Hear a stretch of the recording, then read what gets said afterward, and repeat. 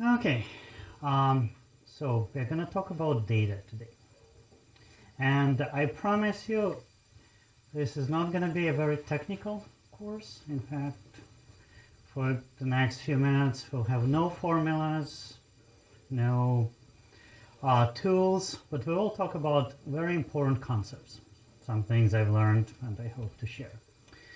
All right, let's start with something. Anybody knows who this is?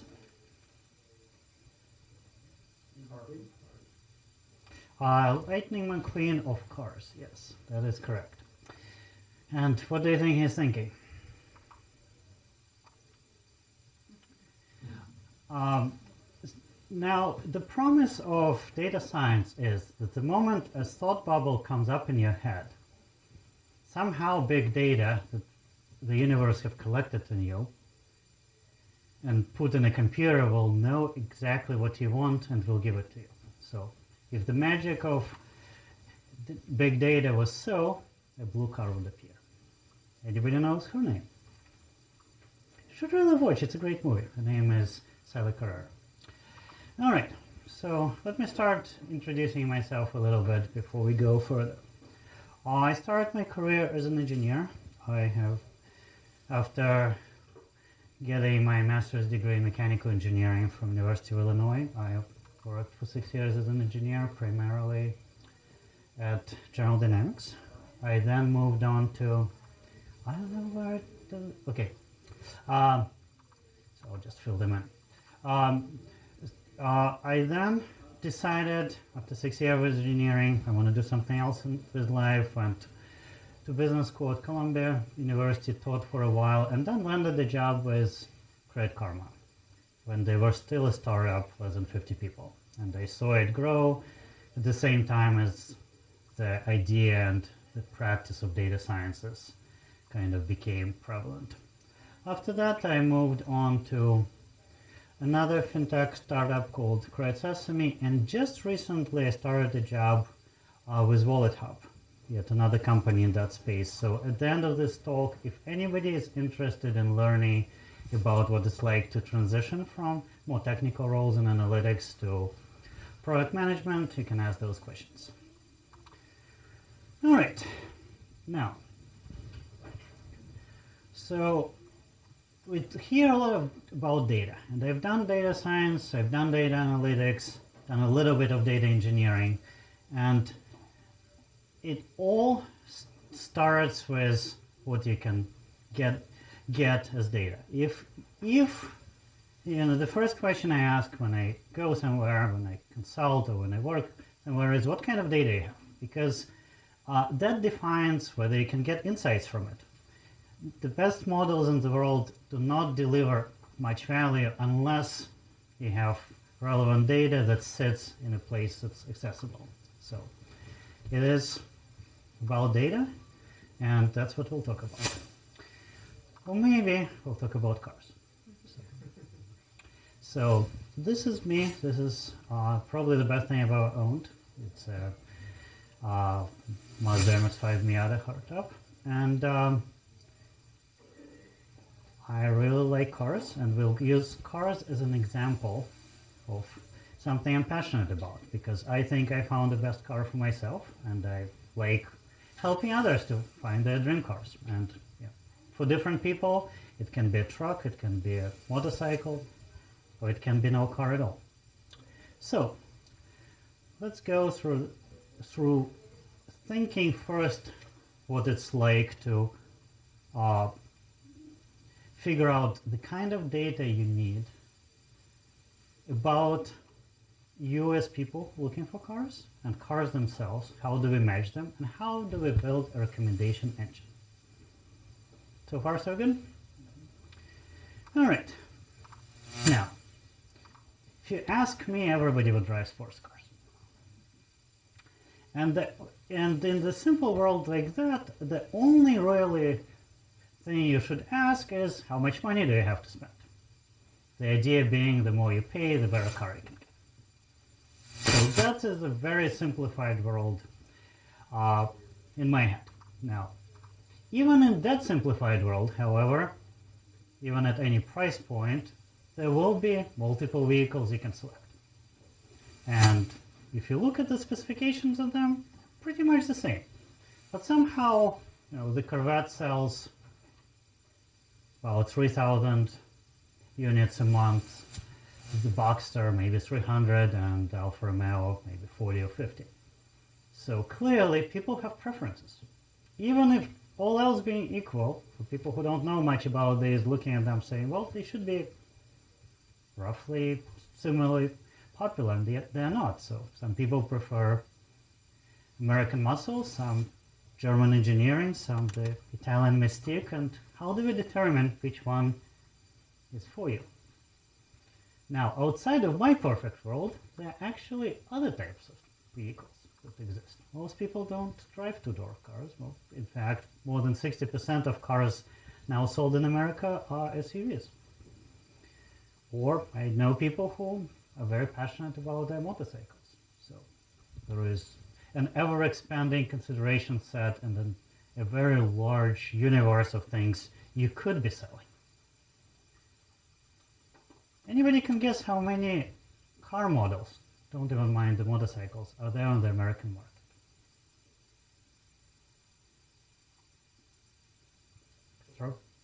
It's a pretty good number, about 280. That is actually pretty close. So how do we pick a perfect car for you? So we need two types of data. We need the data about the automobiles, and we need the data about the people who buy them.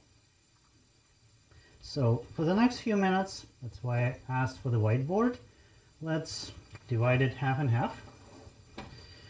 And let's go through the exercise of thinking the kind of things you would like to know about a vehicle.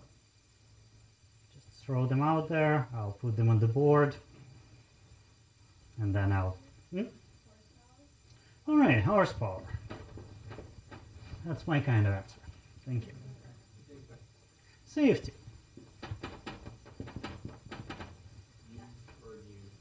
Okay.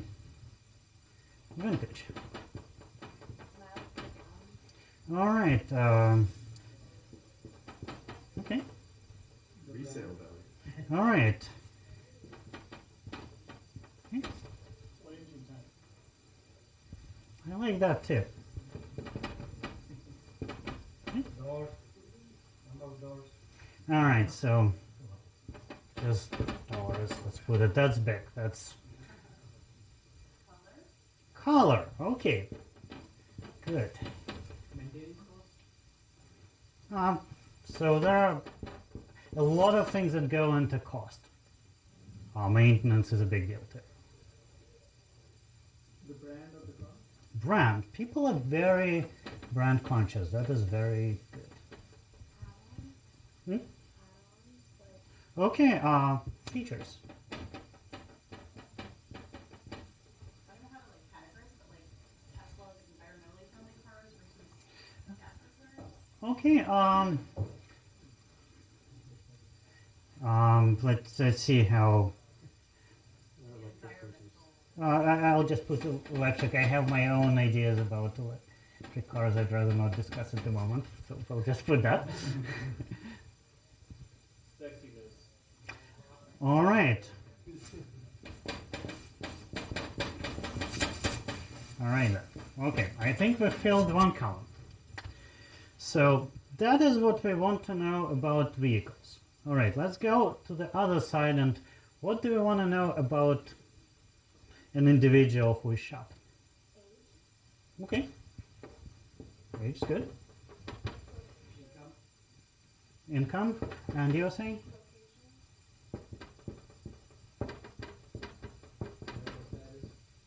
Okay. Gender.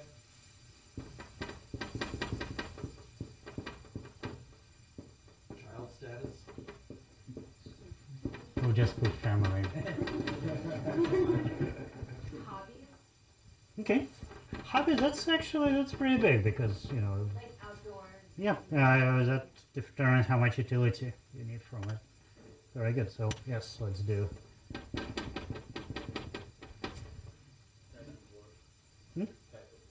Type of work you do? Okay.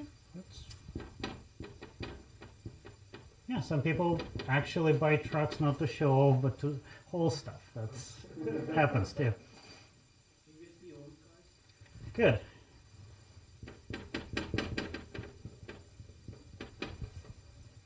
Average distance travel. Okay. Commute. hmm Geographic location. I think we got that. Thank you. All right, one more. I have space for one more. Driving history. Okay, driving history.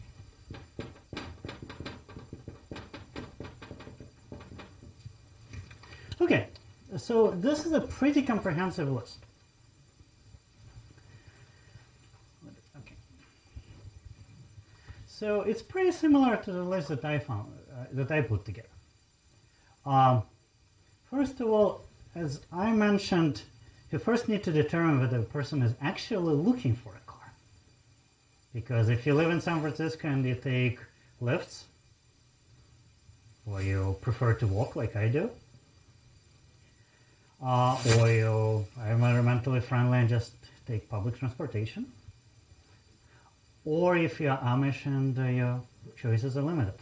So all of those are considerations, and you might need to find out those things about a person to match to those choices.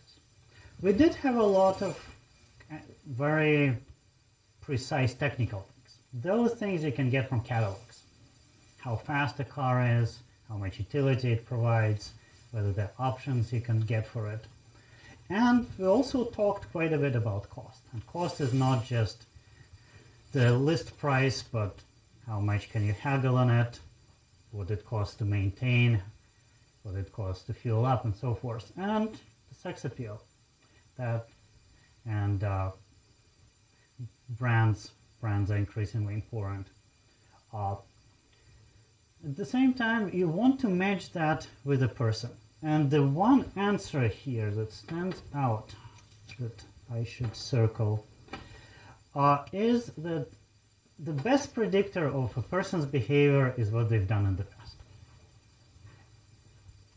In fact, my neighbor just got a car.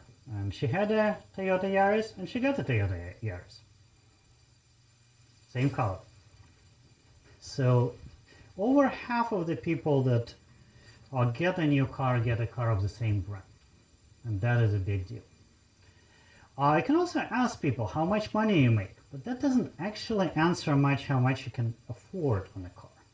And sometimes people come in and go like, I want to spend no more than $100 a month, and they get seduced with something they like and they pay $300 a month. So that is actually surprisingly the objective numbers you can get on a person are not fully predictive of what they'll buy.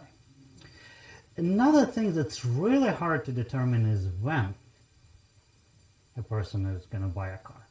People buy cars when their cars break. And that is something that no data science can tell you, because if they did, you could sell that to the automotive manufacturers.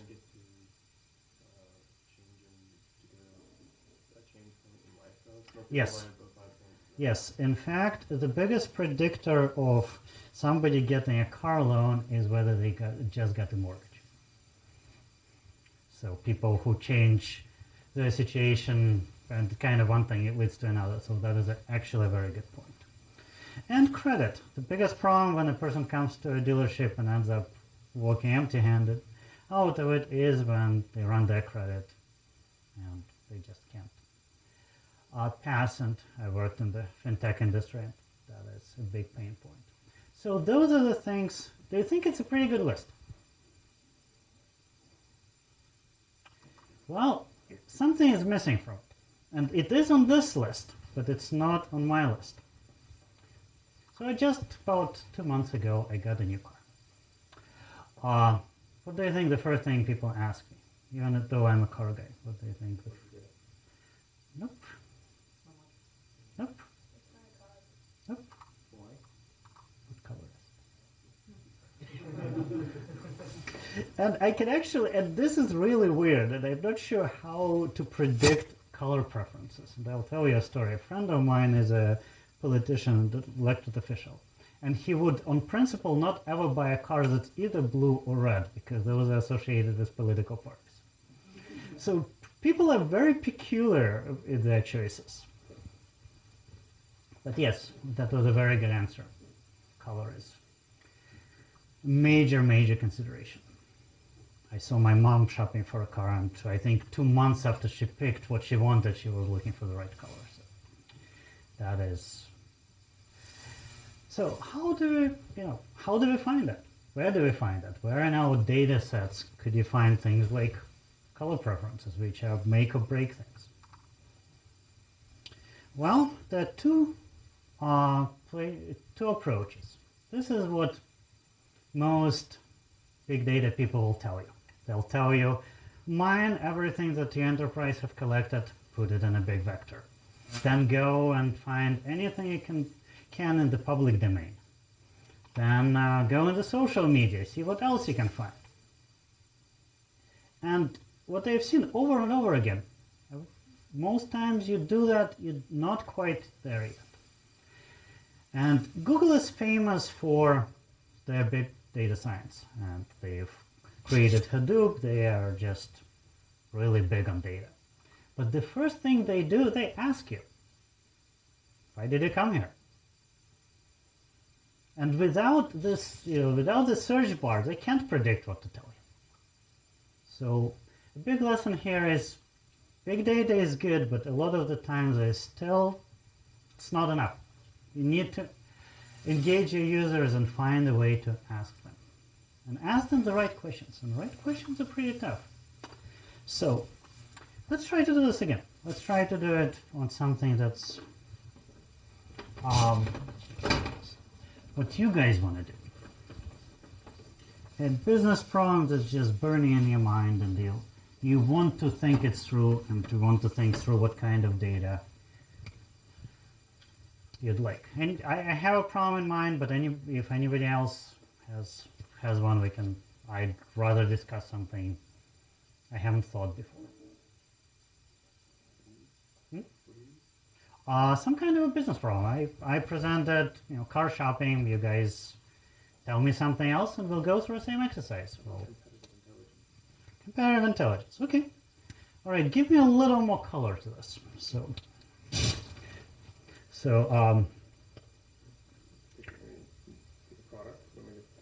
Yeah, let's pick a product and let's think through what kind of data you would like. Airbnb. Okay. So now give me an exact question you want to answer. I want to know what the competitive market looks like for Airbnb. Okay. Competitive market. That's fine. You want me to define the factors, or what you want to Well, that's what we're going to do. Okay. All right. So competitive markets for rental, I guess worldwide rental, whatever they call themselves. Okay, so let's see what kind of data would help this gentleman to solve his problem. And I love this because this is exactly what happens. As a data scientist, you walk into the door, at Airbnb, and they're like, well, we want you to tell us what our competitors are doing. I'm like, well, do you have any data on competitors? They're like, no. They're like, okay, well, let's collect it. So anyway, we are literally in the data scientist's shoes on day one.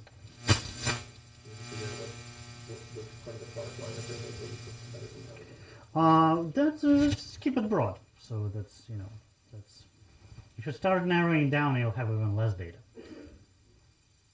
All right, let's help this gentleman. What kind of data and where? Let's see first what kind, and then where to get it. So those are very specifically different questions. So what kind of data would we need? Okay.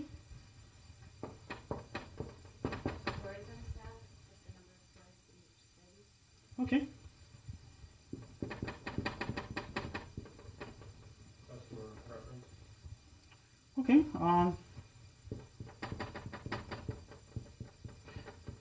as we've seen, that encompasses a lot of stuff.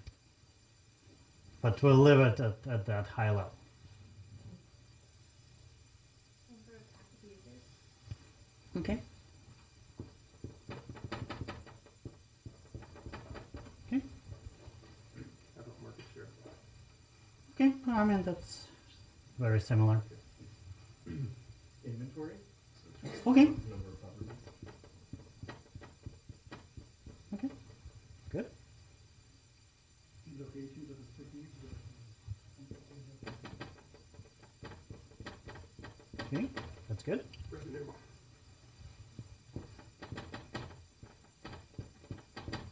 Always.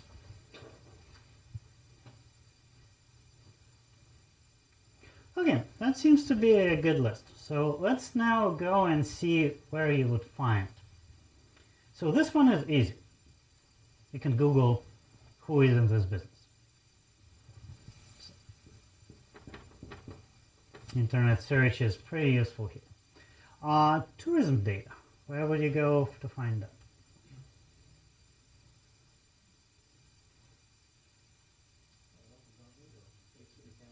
Okay, so this is actually public data.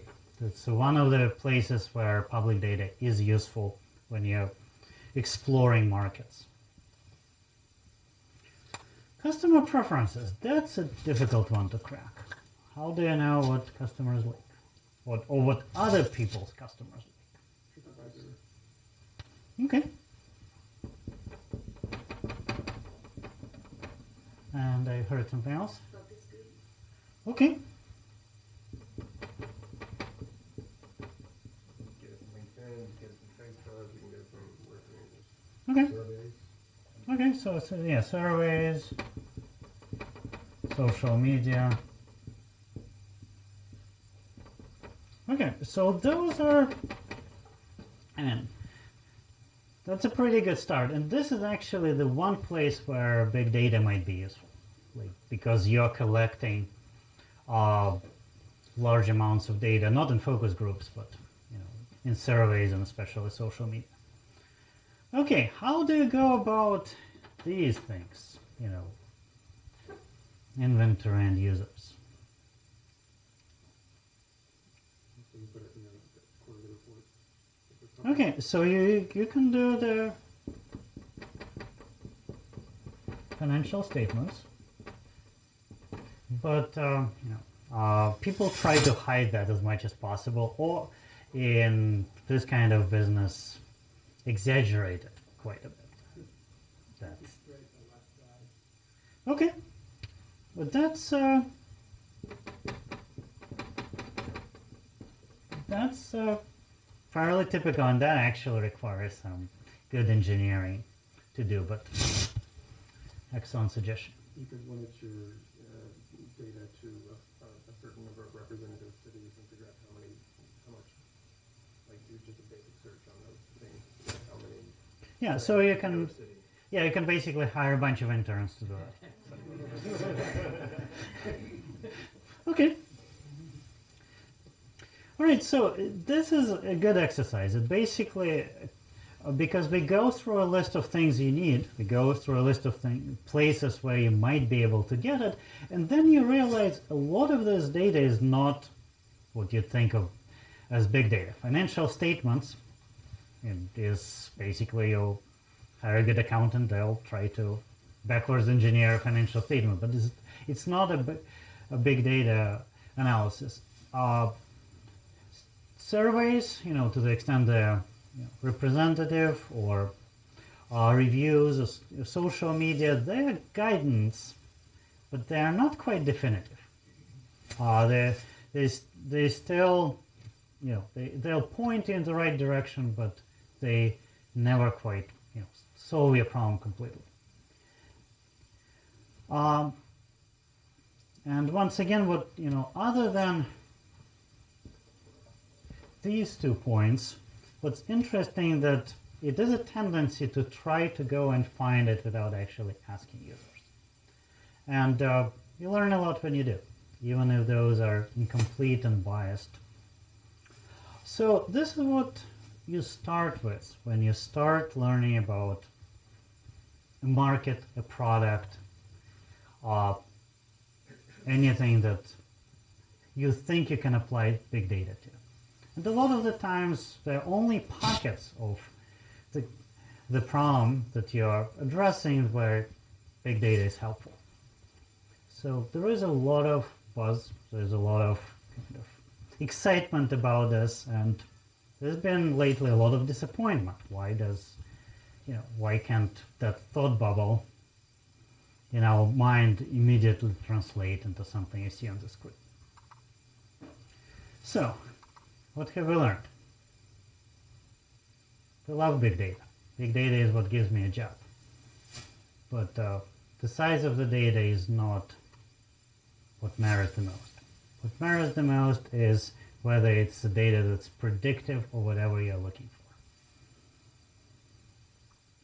The right data always beats out the big data. And sometimes, instead of doing all this, if you can hire somebody who used to work for a company and ask them those questions, you can get a lot more answers than from all the data you can scrape of public services, of social media.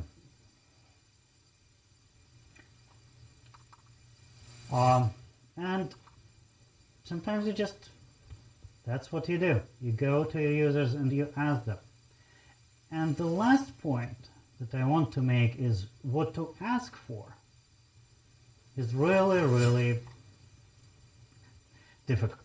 Like finding, there is a science to conducting surveys, there's a science to figuring out preferences, and have a good friend who has a PhD in organizational psychology, and that's all he's been doing. And sometimes that's the kind of person you need to figure out first that, as most companies do, that you need to ask people, and secondly, what do you ask them? And that augments the big data. And I hope those things stay with you.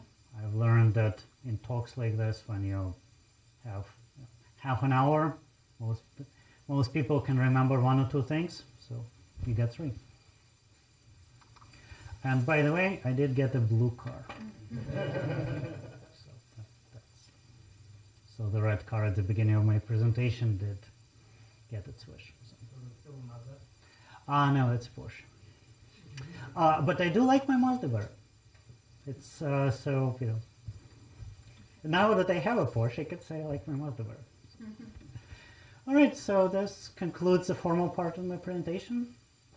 Anything else you want to ask? I specifically made sure this is not technical. I'm going to be teaching a course called Data Analytics for Managers, and it will get a lot more technical than this. But that's just a few things for you to remember while you're having a beer. And now let's see what else you have that you'd like to know. Yes, ma'am. You talked about difficult predictive patterns. Can you speak more about, I know your background is at credit card and public Sesame, about any findings or how you understand when people need credit cards? Yes, thank you. So the question is, how do you know when people are ready to get a new product? And it is one of the most difficult tasks ever. What people want is usually easier than when people want it. So in that, their patterns of behavior on the website changes when they're just coming to check their score, as opposed to when they're coming and actually looking for things. Like you see a lot more activity, you see high levels of engagement. It doesn't mean they will convert, but it does mean that this is, you can see periods of hyperactivity. So, when I'm looking for a car and I'm an auto trader, I'm obsessively there. Most people are not as obsessive, and a lot of the time there is actually no signal. A lot of the time, about 2/3 of the time, I would say, people just randomly on their nth visit decide they want a product. And a lot of it is not something you can control. Discover launches a new product, or Chase has a big advertising campaign that affects us. And the short answer to it is engagement data helps to some extent. But only, in some, only to a limited amount. So it's been somewhat disappointing to find that, when you look for those what's called atomic cases, like that something leads to something else, like buying a house leads to buying a car. Yes, sir. Are there any product predictive insights that you have seen as related to foreseeing the next financial crisis or credit crisis as it was in 2008? Well, an economist in me says we are overdue for a recession. Like we are now long past an average recession of from the last 30 years. We've also just recently passed the highest levels of debt seen in this country on credit cards and auto loans. So it doesn't mean that the recession is imminent, but it does mean that there are multiple signs pointing that every big boom is followed by a downturn. So,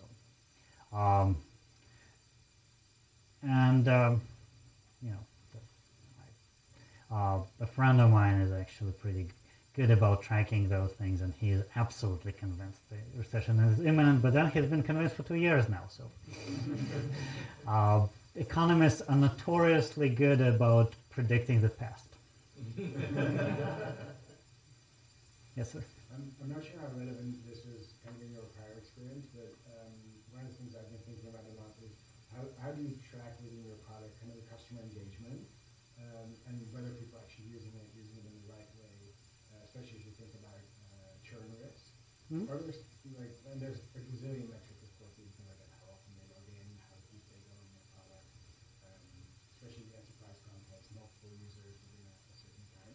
How do you think about prioritizing all these different metrics that you can look at and distilling the ones that you should look at? That's actually one of the cases where big data is good.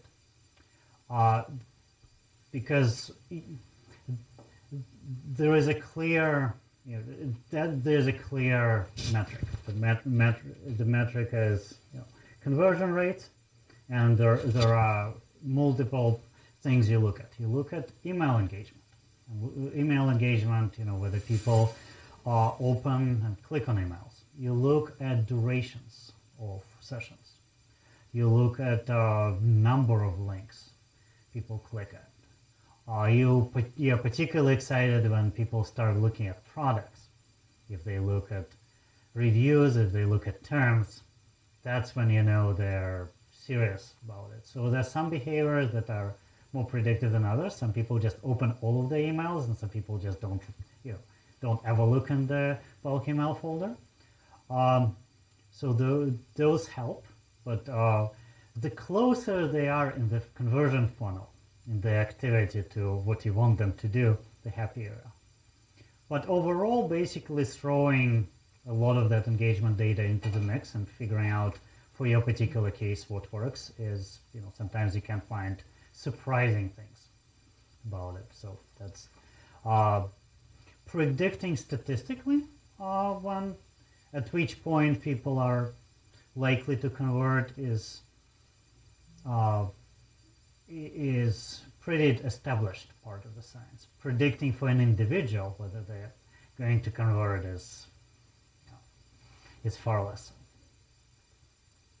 Let's go with you first. What are your thoughts on the future of FICO Score? I know a lot of companies are veering away from using it, and I think just a lot of the population either doesn't have credit, or companies are finding better ways to predict default and stuff like that. What do you think? Is FICO going to become completely useless at some point, or is it going to phase out? Or? You know, the prediction of demise of FICO has been going for 40, 50 years now. And there are pockets of consumers that are just not very well predicted by it. But by and large, nobody has yet built a better mousetrap in that. So whoever it does will be pretty well off. But no, I think FICO is pretty established. And the three bureaus got together, created the Vantage score, and created the Vantage 2 and Vantage 3, and they're still barely in the single digits of the market. So, maybe one of the startups somewhere within a mile from here is going to crack the code, but I haven't seen it yet. And there was a gentleman in the back. Yeah, you mentioned earlier that when Chase opened up a new card, that actually helped drive business towards either the Credit Karma or Credit Sesame. How powerful would you say that effect is of a competitor product launch helping positively affecting business?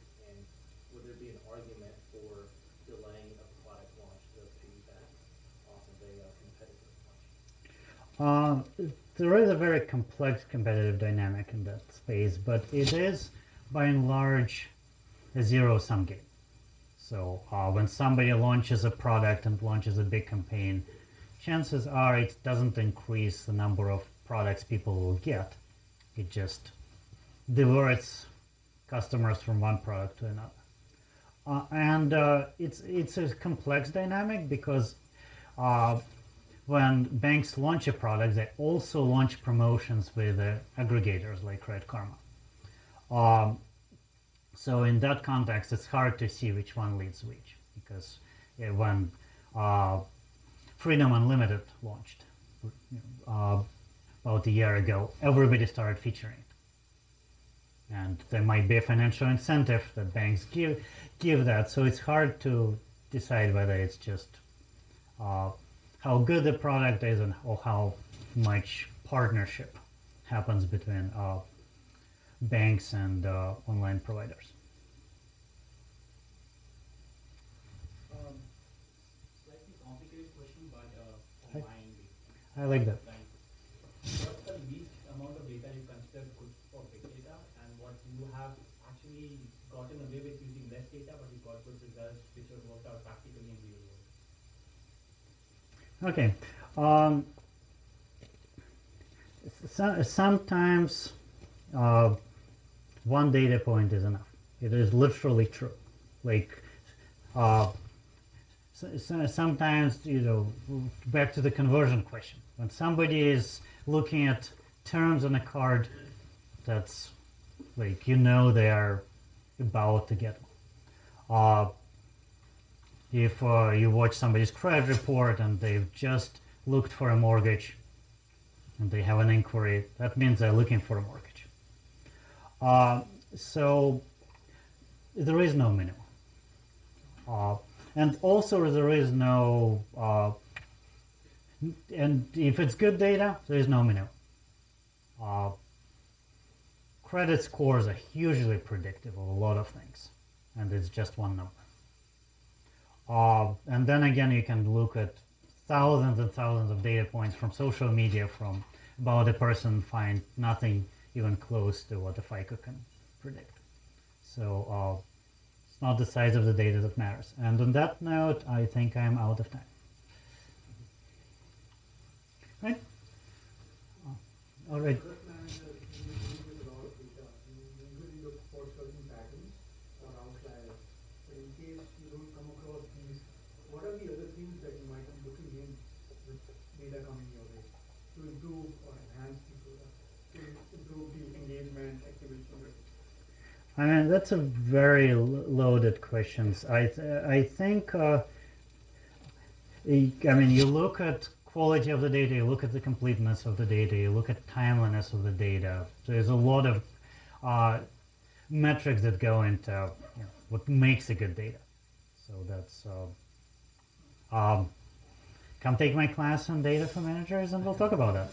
So I'm sorry, I've been given multiple signs that out of time, so I'll, if you have more questions, I'll be here until we run out of them.